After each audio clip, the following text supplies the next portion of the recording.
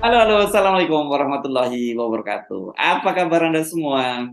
Gimana hari-hari Anda? Masih tetap semangat? Ini yang paling penting saya kira ya, karena memang kalau kita mengamati pemberitaan di berbagai media, menurut saya dari sisi wartawan ini semakin asik gitu ya. Karena itu kami undang Anda untuk ngobrol di dapur Mhm. redaksi dan kita ngobrolin membaca berita di balik berita dalam program Off the Record. Masih bersama saya Hersuna Arif. Dan saya Gibeta, senang sekali menjumpai Anda kembali pada hari Selasa ini tanggal berapa Mas Hersu? Ini tanggalnya 13 ya. Iya, gitu. Tinggal 13, saya suka lupa tanggal, suka lupa hari gitu. Makanya sengaja sebenarnya trik ya kita nyebut ketemu lagi di hari ini supaya kita tetap nggak lupa pada harinya sebenarnya gitu. Karena seperti pernah saya sampaikan bahwa kalau jadi wartawan itu memang kita nggak kenal hari sih ya, karena Ya. selalu mengikuti nggak kan orang lain kan misalnya tahu oh hari Jumat besok berarti libur apa kalau di media kan nggak gitu, Ya. apalagi kalau kita yang bekerja di televisi berita gitu ya Mbak ya, itu ya setiap hari itu berita orang libur kita malah piket kan gitu. Malah sibuk, iya, Ya, 24 ya, jam. ya, itu yang membuat kadang-kadang bukan pikun, belum ya, sorry, belum pikun, tapi memang sejak dulu tidak pernah memperhatikan apakah ini hari libur atau hari kerja, pokoknya semua hari itu sama saja gitu, kecuali waktunya off ya off saja gitu. Oke, saya kira kalau soal pernikahan Kaisang udah mulai udah reda ya Mbak, udah selesai ya. Dan seperti Ya. kita prediksi memang ya paling 1-2 hari perniknya. Mungkin yang masih lanjut saya kira di media-media selebriti gitu masih terus ya Mbak, masih banyak Ya. pernikahannya. Tapi kalau dari sisi politik saya kira udah mulai selesai dan Pak Jokowi pasti mulai menghadapi realitas sehari-hari itu. Ada persoalan yang saya kira soal BBM yang sedang rame ini kan gitu Bang, ada sopir sopir truk yang teriak-teriakin Pak Jokowi. Itu pasti itu rame.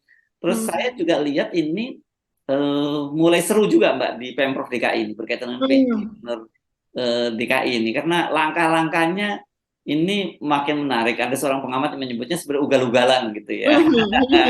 Tapi dari wartawan kita bilang makin menarik, makin seru, makin aneh kan makin seru gitu. Saya melihat itu menarik Mbak. Apalagi kira-kira yang lain soal BBM, soal PJ Gubernur DKI, terus apalagi Mbak? Ini media juga saat ini sedang membahas ya, bahkan Detik X itu membuat investigasinya, Hmm. yaitu soal penggunaan influencer untuk mensosialisasikan atau untuk mendukung atau untuk menjawab pertanyaan tentang RKUHP, Mas Hersu. Dan kemudian uniknya setelah ditelusuri, setelah RKUHP itu lolos begitu ya, mulus dan kemudian disahkan, itu banyak cuitan-cuitan oleh para influencer tersebut yang kemudian dihapus begitu. Dihapus gitu ya. Oke, menghilangkan jejak gitu maksudnya ya. Betul, ya. Dan sebenarnya ini bukan pola pola baru ya, sudah sejak lama bahwa pemerintah itu menggunakan para buzzer sebenarnya yang kemudian disebut influencer setiap kali ada kebijakan-kebijakan pemerintah apalagi yang bersifat kontroversial ya. Dan Betul. dan ini sebenarnya bukan hanya jadi pembahasan di mana di dalam negeri, media-media internasional, lembaga-lembaga riset internasional itu juga melakukan itu ya. Misalnya Oxford University juga melakukan, kemudian saya lupa namanya, kampus di Belanda bekerja sama dengan LP3ES juga meneliti soal ini yang disebut fenomena buzzer itu ya. Itu Betul. memang terjadi dan terupanya kemarin di rancangan KUHP itu juga diterapkan, dan ini menariknya karena ini ada pengakuan dari Kominfo gitu ya. Mereka menyebutnya bukan buzzer sih, influencer ya Mbak ya.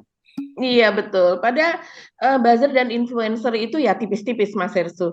Cuman Mhm. orang misalnya lebih suka disebut sebagai influencer yaitu levelnya tuh naik sedikit lah Oh di gitu ya atasnya ya. buzzer begitu ya. Soalnya kalau influencer itu adalah orang yang sudah memiliki follower banyak dan kemudian perkataannya tuh diikuti begitu oleh para followernya itu. Nah, sementara kalau buzzer itu sering apa ya, sering ngawur terus kemudian ngomong hoax dan sebagainya. Padahal kalau saya perhatikan influencer pun sering melakukan itu karena mereka kan melakukan media framing, kemudian mereka melakukan apa ya, rebranding dan sebagainya yang sesuatu yang untuk membuat sesuatu yang jelek itu menjadi terlihat baik gitu. Ya, ya, ya, ya. Padahal sebenarnya tadinya konotasi buzzer ini sebenarnya netral aja tadinya ya. Buzzer itu Betul. kan dengung gitu ya, artinya sebenarnya. itu biasa. Tapi di Indonesia itu mengalami peyoratif itu ya, mengalami makna yang buruk gitu, dan kelihatannya influencer pun saya khawatir lama-lama nasibnya juga akan sama seperti itu gitu ya, karena prakteknya sama semacam itu. Jadi tapi satu hal yang kita soroti bahwa penggunaan itu menunjukkan ya memang dalam tanda petik ada itikat yang tidak baik itu dari pemerintah dalam soal ini, karena itu semacam membungkam kelompok-kelompok kritis kan. Iya. Nah, kalau cuma mereka ini mempromosikan ya, nilai positif dari KUH pidana mungkin oke lah gitu. Tapi yang berarti kalau buzzer itu kan kemudian membuli orang-orang yang bersikap kritis gitu ya, doxing apa dan sebagainya, itu yang terjadi kan selama ini seperti itu, Mbak Agi. Iya, biasanya mereka juga memancing ya Mas Ersu dengan kalimat atau dengan perkataan gitu. Jadi mereka memang tidak mau melakukan itu frontal dengan kata-kata yang busuk gitu. Tapi mereka memancing dengan kata-katanya begitu, dan kemudian itu followernya yang kemudian memberikan komen di bawahnya, itulah yang kemudian membuli, terus kemudian melakukan fitnah, bahkan doxing dan sebagainya. Nah, itu yang terjadi selama ini begitu. Nah, sementara mungkin nanti kita bisa bahas lebih lanjut ya mengenai influencer yang digunakan untuk RKUHP ini. Oke. 3 topik itu ya, saya kira yang cukup. Ya, itu udah cukup tuh kayaknya. Kita mau mulai dari mana ini, Mbak Agi? Silakan. Dari mana? Ya, mungkin yang BBM, Mas Ersu. BBM dulu ya. Oke, BBM apa yang terjadi ini? Iya, karena BBM ini kan menyangkut hajat hidup orang banyak begitu ya. Banyak sekali yang seolah-olah ini memang hanya terjadi pada sopir truk, terus kemudian pada sopir bis, mobil-mobil box dan sebagainya. Karena yang langka ini adalah solar ya. Seolah-olah seperti itu. Padahal di balik itu, di atas truk, terus kemudian di atas bis dan sebagainya, itu adalah gerak dari ekonomi kita, gerak dari pergerakan manusia dari satu tempat ke tempat lainnya, membawa barang, membawa segala macam begitu ya. Nah, inilah yang kemudian ini menjadi anti apa ya Mas Ersu? Ini menjadi kebalikan dari apa yang diinginkan pemerintah begitu. Pemerintah selama ini kan menginginkan ekonomi tumbuh dengan cepat dan sebagainya. Bagaimana ekonomi bisa tumbuh dengan cepat kalau seandainya antrian ke Gilimanuk itu bisa berkilo-kilometer begitu. Karena mereka mengisi bensin di pom bensin di Bali misalnya, yang paling parah itu di Bali yang sekarang menjadi sorotan gitu. Dan itu bisa berkilo-kilometer, bahkan mereka bisa menginap di SPBU, dikatakan demikian. Ini media-media Bali juga ramai Mas Ersu. Ini terjadi dari sejak awal Desember, dan terjadi, kita mirisnya ya, ini terjadi sesudah G20. Nah, pada saat G20 itu begitu melimpahnya solar itu dipasok ke Bali. Bahkan katanya selama bulan November, selama berlangsungnya G20 itu sampai 19 juta liter gitu solar yang dibanjiri betul di sana, karena jangan sampai terjadi antrian solar, jangan sampai terjadi rusuh gitu ya, jangan sampai orang marah, dan kemudian memang supaya kebutuhan itu lancar, karena Bali saat itu memang menjadi sentra begitu ya, menjadi daerah sentra kerumunan begitu, dan kemudian mobil yang memasuki ke Bali juga banyak. Nah, tapi setelah itu sesudah G20 justru terjadi kelangkaan solar di sana. Ini yang bikin miris kita melihatnya begitu. Dan ternyata ini terjadi memang disengaja, bukan karena kelangkaan terus kemudian karena ada penimbunan dan sebagainya. Maka kalau seandainya polisi itu mengatakan akan menyelidiki apakah ada penimbunan atau tidak, saya sih kalau melihatnya ini bukan karena penimbunan, karena memang dari BPH Migas itu memang sudah kuotanya itu sudah sampai ambang batas Mas Hersu. Karena di sana ini kan kuota untuk solar bersubsidi begitu. Dan kemudian subsidinya ini sudah habis begitu. Jadi memang ditahan, memang tidak dipasok begitu maksudnya. Dan bersamaan dengan itu harga-harga bahan bakar yang non subsidi terhitung tanggal 12 kemarin naik juga ya Mbak ya? Betul. Dan itu udah disounding ya sebenarnya dari bulan November, dan kemudian ditetapkan tanggal 1 Desember kemarin, dan kemudian sekarang sudah. Dan itu memang tidak rata di satu provinsi dengan provinsi yang lain. Misalnya ditetapkan seperti DEX gitu ya, untuk bahan bakar solar DEX itu misalnya 18.200, tapi di banyak tempat bisa 19.200, 19.500, sampai seperti itu Mas Hersu. Jadi bukan satu harga ya di semua tempat, tidak seperti itu begitu. Ya. Jadi kan memang selalu kita soroti kalau soal solar ini berkaitan dengan distribusi gitu ya, dan itu banyak terhadap kenaikan harga-harga barang komoditi termasuk juga sembako. Tetapi orang jangan lupa bahwa soal yang non subsidi itu juga dampaknya terhadap rumah tangga juga sangat besar kan. Jadi semua kena nih Mbak gitu ya, Betul. menurut saya. Jadi double lah gitu. Kalau terutama keluarga-keluarga yang kelas menengah yang dia menggunakan mobil-mobil Mhm. yang bagus dengan baru, dia akan juga double karena Mhm. sehari-hari yang barang-barang kebutuhan pokok sehari-hari juga dia naik. Sementara ini dari sisi operasional dia tiap hari juga naik kan, itu yang terjadi. Jadi jangan dianggap bahwa oh ini dampaknya hanya pada kelas bawah, enggak juga, pada kelas-kelas menengah, Mhm. apalagi yang near poor itu juga dampaknya serius kan gitu. Iya betul, dan ini tidak hanya memang yang ramai sekali ini di Bali begitu ya Mas Ersu, karena dia kan pusat pariwisata.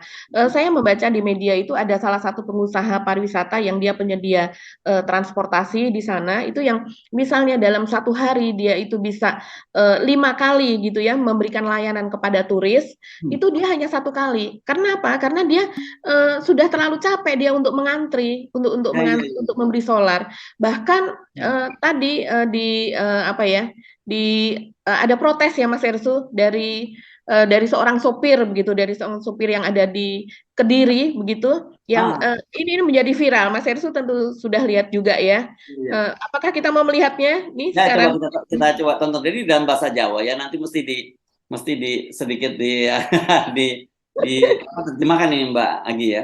Ya, Info, Pak Jokowi yang terhormat. Terus aturan piye neh iki? Jawa Timur duwe aturan piye neh? Sore mengisi 100.000, bengi lek gong 6 jam kok gong oleh ngisi ki piye? Arep nyambut gawe gak iso mlaku. Piye Pak, ki aturan piye neh? Solar mundak aku wis manut. Tapi yo aja disia-sia kaya ngene iki. Wong cilik Pak ki wong ratan. Sopir terlantar kabeh, sopir lombokan kabeh mulai Kediri sampai Nganjuk loceret. Ki mung kabeh gentekan BBM. Regane wis manut. Sing penting barang enek ngono lho Mas. Tuku iki gawe duit ora njaluk. Kok dingel-ngel terus piye? Apa bang iki nek disemayani? Tuku gawe duit ki ora njaluk ning pom. Solar ijit ning ditukoni gak oleh ngenteni ning jam. Iki aturan apa neh? Bapak Jokowi yang terhormat Presiden, ngapunten saya ngata lek kula enten salah kalih jenengan, tapi yo aja ngene iki mung carane, Pak. Ki wong cilik wong ratan. Ya Allah Gusti, golek pangan kok disia-sia to. Iki ora njaluk iki tuku. Nggih kamputene sing kathah Pak, enten omongan kula kasar. Ya Allah montor terdampar kabeh. Mulai sampai kok Kediri sampai kok Nganjuk. Mosok aturan apa neh to iki? Ya Allah Gusti. Ini siapa namanya Mbak ya? Kita nggak jelas ya, Bapak ini siapa namanya? Ada nggak? iya, saya tidak tahu juga namanya, tapi dia adalah pengguna akun TikTok gitu ya. Dan itu Ah, di akun TikTok pada tanggal 9 Desember, nanti kita tuliskan nama akunnya karena memang agak susah itu untuk di-spell. Memang di TikTok itu kan namanya bukan nama asli, seringkali di sana pembuat akunnya menuliskan demikian. Tapi dia itu followernya sudah cukup banyak, 500.000 lebih Mas Hersu. hmm. Makanya ini kemudian menjadi viral dan kemudian juga tayang juga saya lihat di media-media besar begitu ya, ditayangkan di akun YouTube media-media besar. Sehingga tapi apa-apa yang dia katakan itu memang benar Mas Hersu. Jadi saat ini kan terjadi pembatasan pembelian. Misalnya hanya boleh beli 100 gitu ya. 100.000 maksudnya. 100.000 Oh, itu 100.000 bukan 100 liter ya? iya, itu hanya dapat berapa liter. Kemudian ada yang beli 200.000 di tempat yang lain yang mungkin persediaannya masih banyak itu sekitar 200.000 begitu. Dan kemudian di tempat lain itu pembatasannya berupa liter, bukan berupa uang begitu ya, bukan berupa nominal uang tapi berupa liter. Memang berbeda-beda situasi di satu tempat dengan tempat yang lainnya begitu. Dan Tapi kita kemudian bayangin tuh betapa kalau truk gitu ya dibatasi cuma segitu, cuma dia jalan berapa kilo, habis itu dia nggak ketemu lagi pom bensin, atau kalau ketemu pom bensin dia harus antri lagi kan. Waduh, saya bayangin tuh bisa stresnya luar biasa. Iya, bisa stres luar biasa. Dan kemudian juga taruhlah misalnya dia 100 liter saja, dia juga terbatas Mas Hersu, dia harus antri lagi. Nah, yang terjadi di Kediri ini sudah pembeliannya dibatasi begitu ya. Kemudian dia baru bisa membeli lagi setelah 6 jam dari pembelian yang pertama begitu. Sehingga kalaupun 6 jam dia bisa membeli lagi, dia pun harus harus antri lagi karena itu pun antriannya juga panjang begitu. Dan itu tidak hanya terjadi ini Jawa Timur ya, ini juga terjadi di Lampung, juga terjadi di Aceh. Di Aceh juga cukup seru ini antrian ini dan kelangkaan solar ini. Bahkan Ombudsman pun juga ikut berbicara untuk melihat kelangkaan ini di mana terjadinya. Kemudian polisi juga mencari penimbunnya. Padahal ini bukan masalah penimbun, kalaupun ada penimbun ya bisa saja ada yang memanfaatkan ini ya. Tapi ini bukan masalah itu, ini masalahnya adalah soal kuota subsidi itu tadi Mas Hersu, yang memang BPH Migas sudah membatasi, jadi memang tidak dikirim oleh Pertamina begitu. Dan Pertamina kalau seandainya kuota ini sudah habis, kalau dia tetap mengirim, maka tidak akan diganti oleh pemerintah begitu. Jadi akan menjadi tanggungan dia sendiri. Ini kan menjadi Pertamina sendiri menjadi apa ya? Orang yang berada di tengah-tengah gitu, walaupun dia bukan orang ya, dia adalah lembaga, tapi menjadi lembaga yang kemudian dia dicaci maki oleh rakyat begitu ya, yang tidak tahu persoalannya, tapi dia juga ditekan oleh pihak pemerintah dalam hal ini begitu Mas Hersu. Nah, ini saya rasa yang tidak diantisipasi sebelumnya ya, karena eh, kelangkaan ini atau penggunaan kuota ini rupanya pada bulan Juni saja itu sudah di atas 50% begitu. Jadi penggunaan kuota ini kuota subsidi itu sudah tinggi sekali. Sehingga ketika masuk ke bulan November itu sudah makin kritis. Jadi wajar kalau seandainya Desember kemudian terjadi yang seperti ini. Oke, jadi saya nggak bisa membayangkan nih kalau kita apakah para pejabat-pejabat kita nggak pernah berempati gitu ya, bagaimana bagaimana penderitaan yang dialami oleh para sopir-sopir ini kan. Dan mereka ini kan ini loh, sopir-sopirnya apalagi kalau untuk jarak jauh itu Mbak, biasanya kan dia itu hanya diberi uang itu jatahnya pas gitu oleh para juraganya. Ini pokoknya ini untuk bensinnya, ini untuk tolnya, ini bahkan sampai dihitung dulu untuk ngemel di jalan tuh memberi tip kepada polisi lalu lintas di jalan-jalan itu udah dihitung gitu. Nah, bayangkan kalau kemudian dia harus bermalam lebih panjang dari waktu yang yang dia biasa itu kan pengeluaran dia muncul lagi, dan pulang-pulang nggak bawa duit loh tuh. Ada bayangkan orang berhari-hari ya, berhari-hari perjalanan lintas Jawa atau bahkan sampai ke Sumatera gitu, dan pulang nggak bawa duit. Ini kan benar-benar zalim kan kalau seperti ini.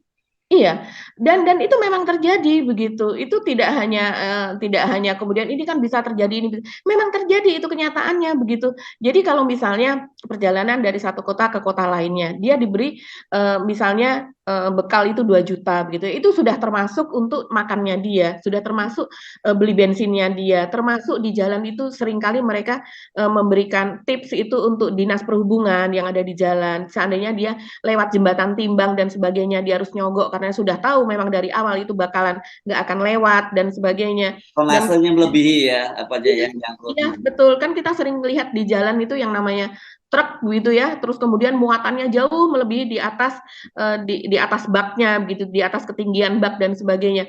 Dan kalau seandainya dia harus menginap, misalnya terjadi di Pelabuhan Merak begitu ya. Kalau seandainya karena ada badai dan sebagainya, sehingga penyeberangan feri itu tidak dapat berlangsung begitu, sehingga dia harus menginap, itu mereka nggak bisa apa-apa, nggak bisa protes karena memang itu faktor alam gitu kan, Tuhan yang menentukan. Tapi kalau ini kan faktor kebijakan Mas Hersu, manusia yang menentukan begitu, itu yang membuat mereka protes. Kalau yang namanya di sana ya sudah pasrah begitu kan, memang ada kelebihan di hari yang lain, ketika ini minus ya kemudian itu saling subsidi. Tapi kalau yang ini berlangsung terus menerus dan ini faktornya adalah kebijakan dari manusia begitu.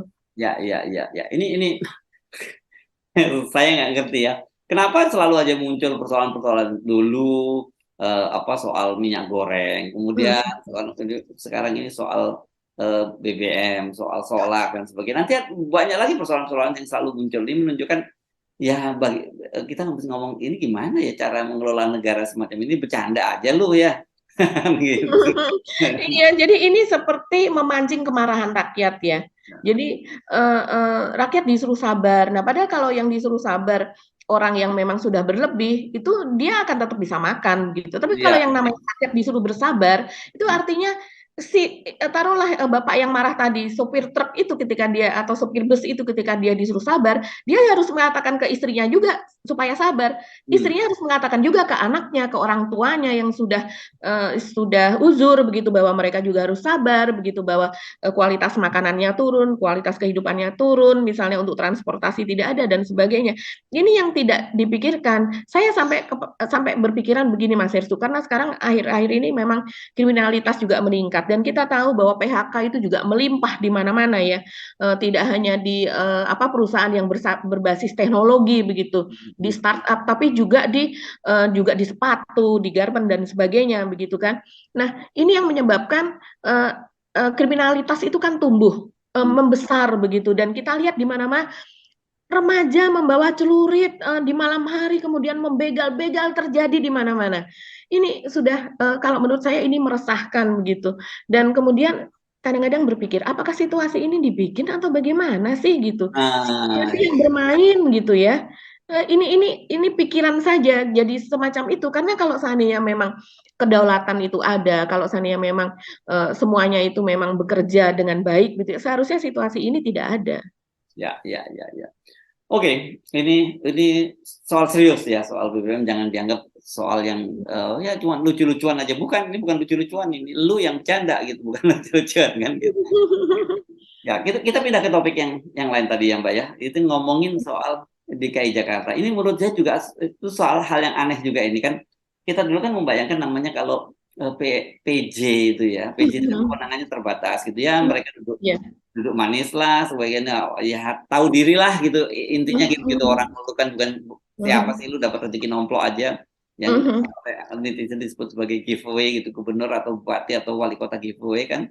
Nah ini untuk kayak lihat kalau Jakarta ini kayaknya dia ngerasa betul-betul kayak gubernur yang dipilih dan punya basis legitimasi yang kuat gitu loh.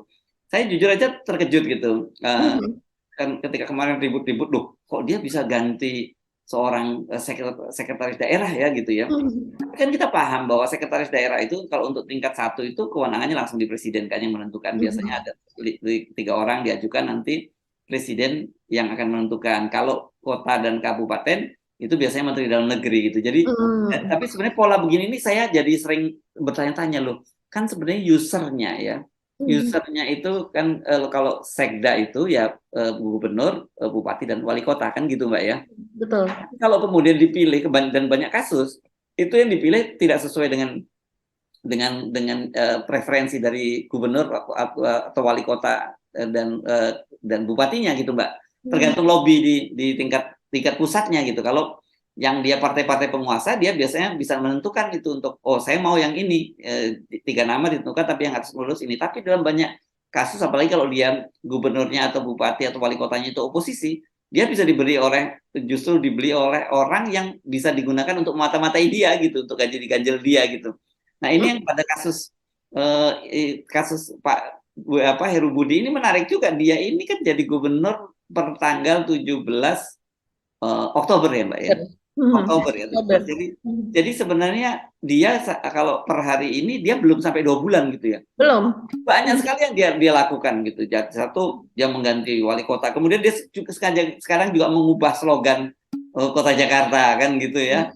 Jakarta untuk Indonesia, dari sebelumnya kolaborasi dan sebagainya. Ini yang banyak sekali disoroti. Nah, yang saya agak terkejut tiba-tiba saja ini dia dapat penghargaan ini apanya ya. Disebutnya bahwa PJ Gubernur DKI Heru Budi Hartono terima penghargaan pembina kota peduli HAM. Saya lagi bingung tadinya apakah kalau kotanya sebagai peduli HAM mungkin menurut saya wajar kota. Itu berarti kelanjutan dari sebelumnya prestasi gubernur sebelumnya Anies Baswedan yang concern terhadap masalah-masalah HAM gitu. Tetapi kalau dibilang pembina itu kan berarti merujuk pada personnya ya. Personnya kan gitu ya. Ini tolong saya dikoreksi kalau saya salah. Tapi kalau pembina itu kan pasti melekat pada orangnya ya, bukan pada kotanya ya. Misalnya kalau disebut Jakarta kota ramah anak. Nah, misalnya gitu, atau Jakarta kota yang menjunjung tinggi. Ini merujuk pada kotanya gitu ya. Nah, tapi kalau pembina peduli HAM itu kan berarti dianya sebagai person gitu loh. Orang baru kerja belum sampai 2 bulan, emang apa yang bisa dikerjain persoalan HAM? HAM ini kan soal yang intangible gitu ya Mbak ya, ya kan satu gitu yang jadi saya kira ini perlu proses panjang gitu ya, nggak bisa simsalabim langsung jadi gitu. Ini, nah saya khawatir, saya mulai curiga gitu loh Mbak. Jujur aja ini kan dengan gayanya Pak Heru yang disebut ugal-ugalan tadi itu, ini dan membuat orang Betawi pada marah juga karena sekda diganti. Belum lagi beberapa hal yang dia juga orang-orang diganti, kemudian program yang dipangkas kan gitu oleh Pak Heru Budi. Saya bilang apa ini bagian dari brandingnya gitu ya. Tapi kalau di branding kok ya keterlaluan bener gitu ya. Baru belum 2 bulan sudah dapat penghargaan. Kan kita tahu Mbak dulu di masa lalu kan banyak sekali kan kita tahu tiba-tiba tokoh ini dapat penghargaan itu. Ini yang terbaik dari lembaga dunia dan sebenarnya lembaga-lembaga itu nggak jelas juga, abal gitu loh. Nah ini apakah bagian dari itu gitu? Apakah kemudian Heru Budi ini targetnya bukan hanya dia jadi gubernur di DKI Jakarta atau ada target-target lain yang lebih besar dari itu gitu karena melihat kedekatan dia dengan Pak Jokowi itu, jadi saya mikirnya sampai ke situ gitu Mbak Agi jadinya. Iya ya, ini aneh begitu Mas Hersu. Sementara dia diprotes oleh buruh gitu ya, oleh serikat buruh dan sebagainya. Karena bahkan ini salah satu ya, ini saya buka ini ada di kompas.com nih. Said Iqbal itu dia mengatakan bahwa memalukan kenaikan UMP atau upah minimal provinsi ini ya 2023 di ibu kota lebih rendah dari Majalengka hingga Subang. Jadi ini kan artinya kalau seandainya orang yang menghargai HAM itu tadi mendapatkan prestasi, mendapatkan penghargaan, tentunya ini UMP, perjuangan untuk menaikkan UMP untuk para buruh itu justru dia kuat di situ. Artinya dia mendapatkan pujian sehingga dia berhak untuk mendapatkan itu tadi yang namanya penghargaan HAM. Ini kan salah satunya HAM itu adalah hak asasi dari orang-orang, terutama adalah orang-orang yang terpinggirkan, orang-orang yang pendapatannya kecil, termasuk dalam hal ini adalah buruh dan pekerja yang upahnya tuh minimum gitu ya. Nah dari hal ini saja kita sudah melihat bahwa itu nggak masuk kategori sih Mas Hersu kalau yang saya lihat gitu ya.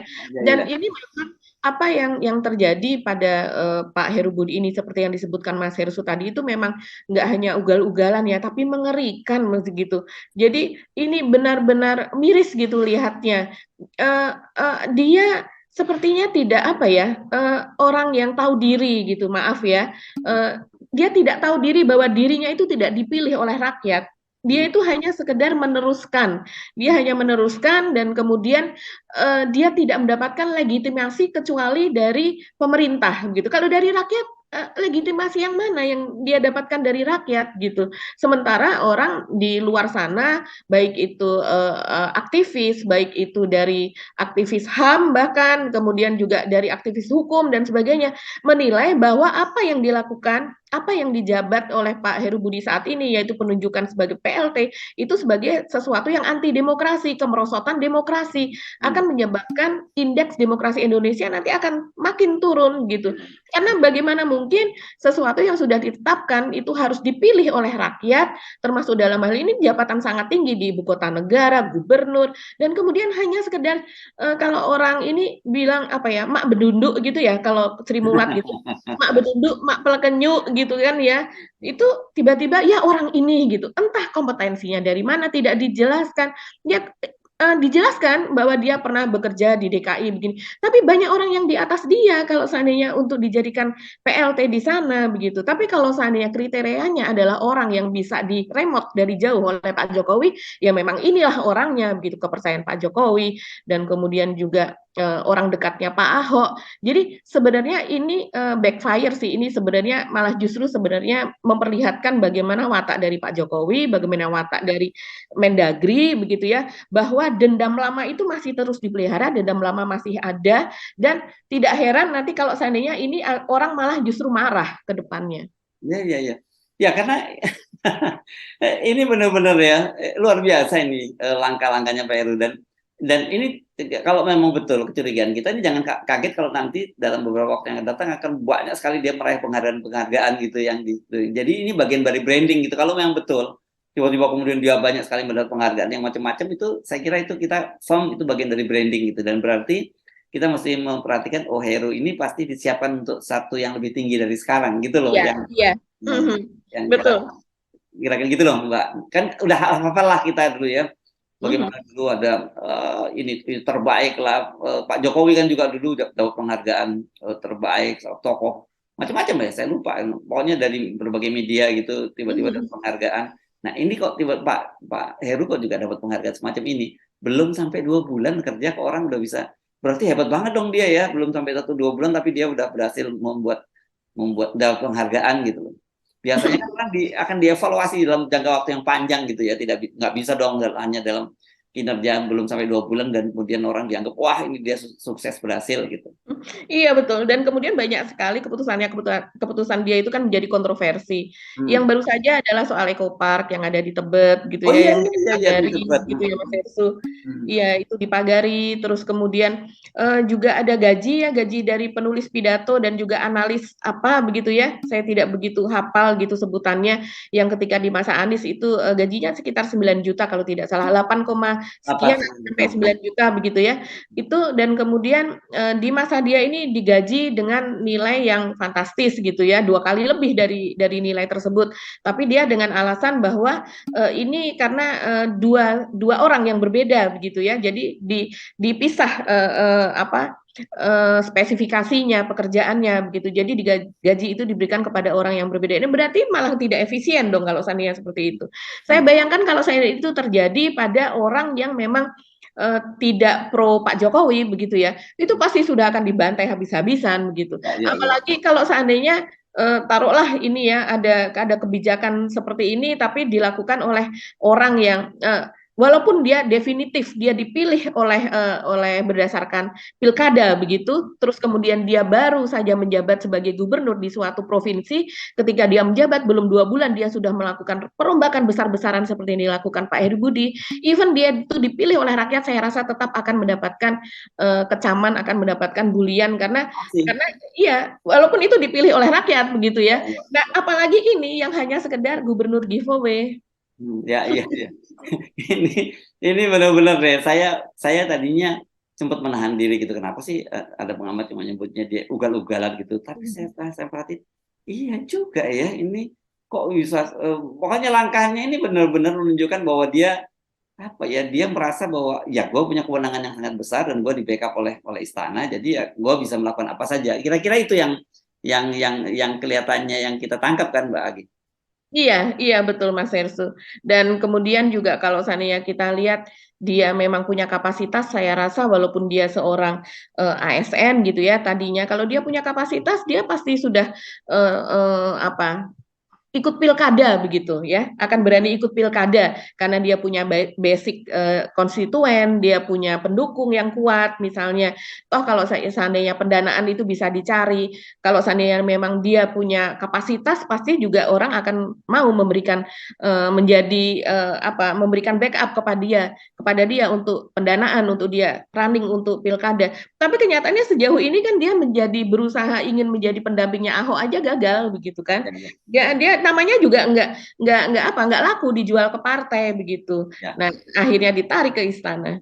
Jadi jangan lupa ya, ini kan tahun ini saja, tahun 2022 ini kepala daerah yang habis masa jabatannya ada 101 ya, tahun ini ya. Kemudian kalau dijumlahkan lagi ke tahun depan, tahun 2023 itu ada 171, jadi total 272 yang diangkat oleh presiden itu. Dan belum lagi kalau kita tambah dengan gubernur di 4 provinsi di Papua yang baru pemekaran. Jadi ada 200 tahun depan itu nanti akan ada 276 pejabat kepala daerah, mulai dari gubernur sampai bupati dan wali kota yang diangkat oleh presiden.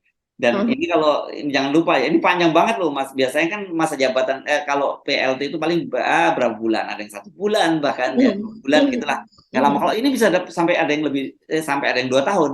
Belum lagi kalau nanti diperpanjang, itu jangan lupa ya gitu. Nah, total seingat saya kalau nggak salah kota dan kabupaten di Indonesia itu 514 ya Mbak ya. Jadi kalau katakanlah gubernurnya sekarang yang ini ada 9, katakanlah total nanti yang akan dilantik sekarang baru 5 ya yang dilantik menjadi PJ gitu. Katakan kalau 9 terus berarti kan ada 272, 262 itu ya, yang diangkat bupati dan wali kota itu. Itu udah lebih dari separuh jumlah kota dan kabupaten di Indonesia. Bayangkan betapa berkuasanya ya presiden saat ini, termasuk dalam hal ini tentu saja Menteri Dalam Negeri sangat berkuasa gitu. Dan mereka ini nanti bagian dari dari mesin birokrasi gitu yang bisa digunakan untuk Pilpres pada tahun 2024 gitu. Luar biasa ya Mas Hersu, apalagi dasarnya akal-akalannya gitu. Dahsyat sekali kalau seandainya orang yang dilantik ini memang sudah diberikan pesanan gitu, dia sudah diberikan agenda untuk dia terapkan di tempat tersebut begitu. Dia bisa saja memenangkan calon ini yang memang sudah direstui oleh pihak tertentu. Begitu ini tidak dan apalagi sebelumnya pernah dijanjikan bahwa PLT ini tidak akan berasal dari TNI maupun dari kepolisian begitu. Tapi toh ternyata ini dilanggar semuanya apa yang pernah dijanjikan tersebut. Iya. Oke, kita terus amati watch this man ya gitu ya. Si Heru ini menarik dan saya khawatir model yang dilakukan oleh dia itu juga diikuti oleh kepala-kepala daerah lainnya. Tempat lain gitu ya. Betul, aslinya sih itu Mas Hersu, iya. Heru boleh kan berarti yang lain juga boleh melakukan itu dan jangan-jangan memang diarahkan seperti itu gitu ya. Oke, tadi kita ngomongin apa tadi yang seperti soal buzzer tadi ya. Iya, betul. Soal buzzer itu. Oke, apalagi yang mau kita bahas dari sisi buzzer ini? Itu Mas Hersu bahwa barisan influencer itu ikut meredam kritik yang timbul di masyarakat soal rancangan KUHP yang sekarang sudah disahkan tersebut. Ya, terus kemudian ini salah satunya selain dari media-media yang lain memberitakan begitu ya, tapi yang membuat investigasi secara khusus ini adalah Detik, yaitu lewat Detik X begitu Mas Hersu. Jadi jadi di sini memang ada semacam semacam program khusus begitu ya. Ketika pemerintah itu mengetahui bahwa banyak sekali pihak yang menentang begitu ya. Tidak hanya dari oposisi, bahkan dari yang tadinya mendukung pemerintah pun juga menentang RKUHP tersebut. Terus kemudian juga ini menjadi salah satu tema pada aksi-aksi mahasiswa dan sebagainya. Sebelumnya kan yang ramai itu Omnibus Law. Nah, kalau belakangan ini adalah RKUHP tersebut. Kemudian pemerintah membentuk atau bukan membentuk, tapi memang menugasi begitu ya, menugasi influencer yang selama ini memang ada di Kemenkominfo untuk menghantam atau untuk menghadapi kritik-kritik keras gitu dari masyarakat maupun dari pengamat, akademisi dan sebagainya. Dan ini terungkap semuanya di dalam investigasi ini Mas Hersu. Dan diakui ya, itu ya, diakui ya oleh Kominfo ya, ada itu mereka sebutnya tapi influencer tadi itu ya. Betul, dan ini diakui oleh Direktur Jenderal Informatika dan Komunikasi Publik di Kominfo yaitu Usman Kansong. Nah ini mungkin Mas Hersu kenal nih Mas Bang Usman Kansong ini kan dulunya wartawan juga ya. Ya. Ya, pernah sama-sama di Metro TV ini dulu ya, Usman Kansong. Bahkan sebelum di Metro TV dia bersama dengan saya di Republika juga gitu. Gitu. Jadi teman lama nih. Dia mengatakan demikian, kita ini prinsipnya menggunakan segala jenis media yang tersedia untuk mensosialisasikan RKUHP. Ya termasuk influencer, begitu. Dan uniknya dia kemudian membocorkan atau memang dia ya tidak punya pikiran yang ini akan berakibat panjang begitu ya. Ya dia menceritakan begitu saja. Dia mengatakan bahwa ini kami baru mulai sekitar Agustus secara umum loh, bukan khusus untuk influencer loh begitu kan.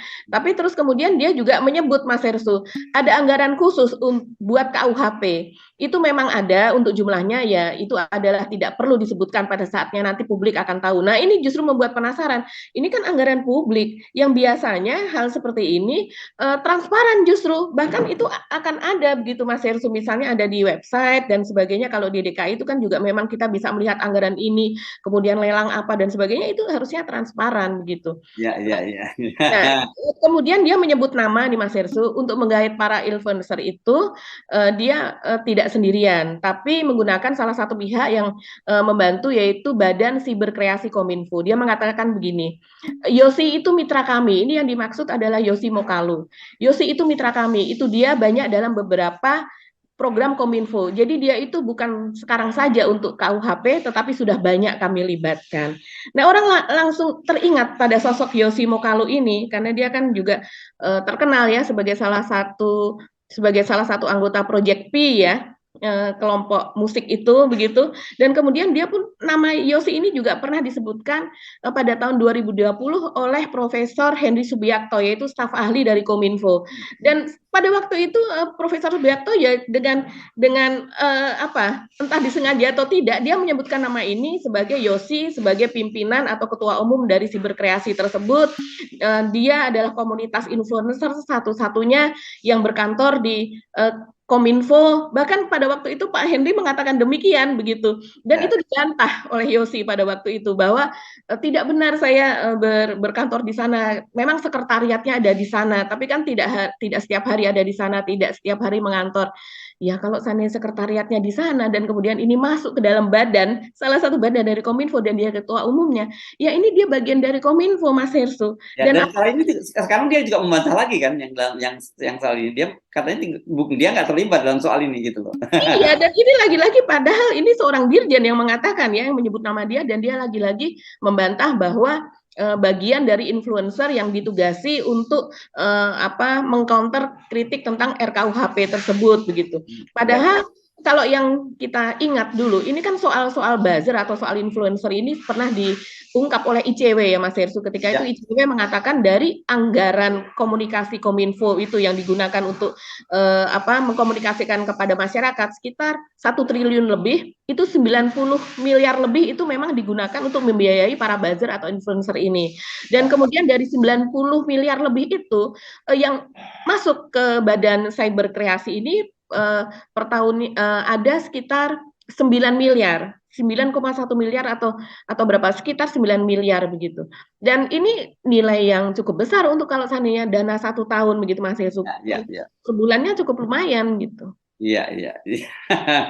Jadi clear ya bahwa sekarang bukan hanya, saya kira ini yang muncul belakangan saja, tapi sejak awal kita tahu dalam berbagai keputusan-keputusan penting, terutama yang menggolkan undang-undang di DPR dan sebagainya, pemerintah memang benar-benar menggunakan para buzzer. Dan seperti kita singgung tadi, tugasnya mereka ini bukan kesannya kalau influencer itu kan hanya dia ingin mempengaruhi publik begitu saja, beda dengan buzzer.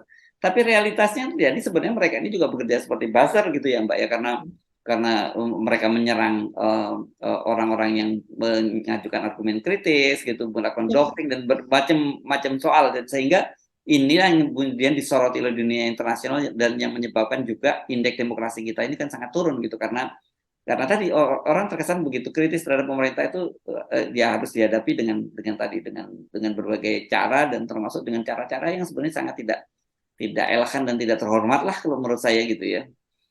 Iya betul. Kalau menurut Yosi Mokalu ini kan dia bukan buzzer, dia juga tidak melakukan tugas kebazaran tersebut gitu, tapi dia hanya memberikan pelatihan, menurut dia begitu kan, pelatihan bagaimana mengemas komunikasi secara digital di ruang publik atau di ruang medsos seperti itu.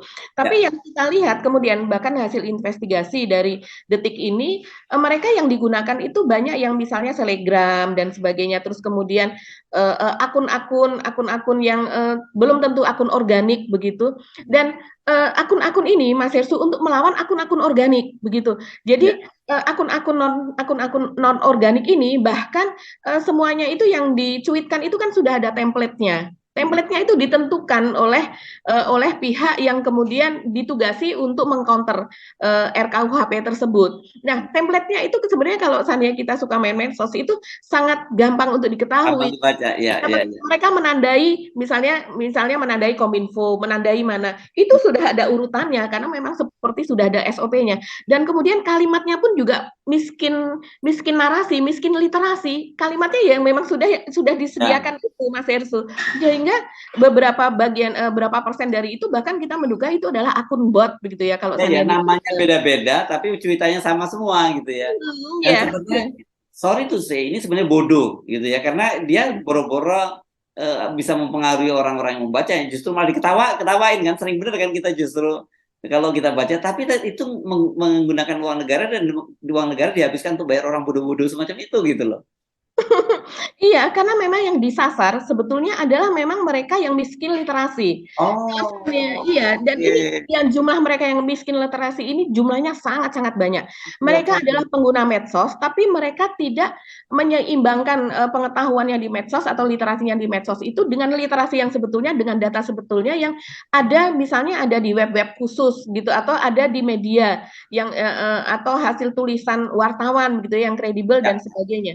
Nah, ini mereka termakan Mas Irsu. Oh, paham, saya paham. Tadinya karena menurut saya ini kok ada orang bodoh ini membuat apa kalau mau membuat trending topik itu kemudian kok semua bahasanya sama gitu deh walaupun ada beda itu kan bagi kita yang kritis kita bilang ini bodoh banget kan gitu. Tapi rupanya untuk kalangan tertentu itu bisa berhasil ya Mbak banget semacam itu ya. Ya, itu sangat berhasil dan Hmm. kemudian juga orang para buzzer itu tadi yang kemudian ditugasi untuk untuk membuzerkan atau mendengung begitu ya. Itu kalau seandainya kita tanyakan, saya yakin dia pun tidak paham apa isi dari Yes. RKUHP itu. Iya, iya, oke. Ini menarik saya kira ya beberapa investigasi yang dilakukan. Ini berapa kali kita menyoroti investigasi di detik. Detik ini cukup cukup bagus ya, cukup menarik ya Pak Bagus. ya. Oke, tadi kita sudah membahas tiga topik ya, kita sudah bahas semua. Tapi saya usul ini nggak usah kita bahas, saya sampaikan aja. Ini pertanyaan saya menurut saya menarik. Ini soal Meikarta ini Mbak. Kenapa sekarang Kompas ini rajin banget itu ya menulis soal Meikarta dan tulisan-tulisannya sangat keras gitu. Sekarang ini yang terakhir yang saya baca ini soal dia mengangkat bahwa lini masa kasus Meikarta dari aku ingin pindah Meikarta sampai mangkrak. Ini kan kemarin yang kita bahas ya kan waktu itu iklannya seolah-olah bahwa digambarkan sebuah kota gitu. Ya kita tahu itu masih Jakarta gitu yang kotanya banjir, macet, ada kerusuhan, polusi dan sebagainya dan kemudian ada anak-anak dia bukan balita ya saya kira apa ya Anak remaja SD kayak gitu ya. ya perempuan gitu terus dia naik kereta ya kalau tidak salah gitu yang Mbak naik kereta dan Iya. dia masuk ke Meikarta dan Meikarta itu sebagai sebuah impian kota impian gitu. Nah sekarang ditulis oleh Kompas ini menarik dan disebutkan malah dijuluki sebagai kota hantu kemarin juga diamuk oleh para pembelinya dan sebagainya. Saya nggak bisa membayangkan ini kalau dulu pada tahun 2017 ketika awal-awal Meikarta dibangun kan, karena Kompas ini salah satu yang dia dapat placement iklan yang besar-besaran loh. Gila banget kan dulu Meikarta itu sampai kalau di dalam koran lah istilahnya kayak jaket gitu loh Pak ya yang di luar koran itu dibuat lagi apa semacam iklan dari Meikarta kan gitu pada waktu itu. Masih ingat kan Mbak Agi ya? Saya masih ingat sekali. Jadi itu tidak hanya di satu media karena itu berupa grup ya. Jadi itu seperti bundling gitu ya. Jadi di semua produk begitu di produk medianya mereka semuanya ada gitu. Belakangan kalau nggak salah, saya sempat membaca, mesti kita cari lagi beritanya, muncul sengketa itu.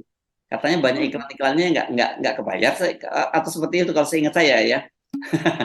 Iya ya, memang kalau iklan tidak terbayar itu di media itu memang kita sering mengalami begitu ya. Jadi misalnya itu sudah placementnya sudah ada, sudah terbit atau sudah tayang, kemudian baru dibayar belakangan dan kemudian ingkar janji atau tidak dibayar begitu. Nah kita nggak tahu kasus Kompas ini sebenarnya seperti apa begitu ya. Tapi kalau melihat ini kadang-kadang kita jadi suka bertanya dulu yang begitu apa ya dulu begitu ramah begitu ya beritanya begitu ramah beritanya begitu mendukung begitu kan tapi terus kemudian pada saat ini kenapa beritanya jadi menghantam itu memang kita mengkritisi sesama media dan itu wajar karena kita kan sebagai media kita juga tahulah dapurnya begitu ya dan bisa wajar kalau kita menebak-nebak dapur dari media kenapa kebijakannya itu berubah apa yang terjadi seperti itu sih Mas Hersu.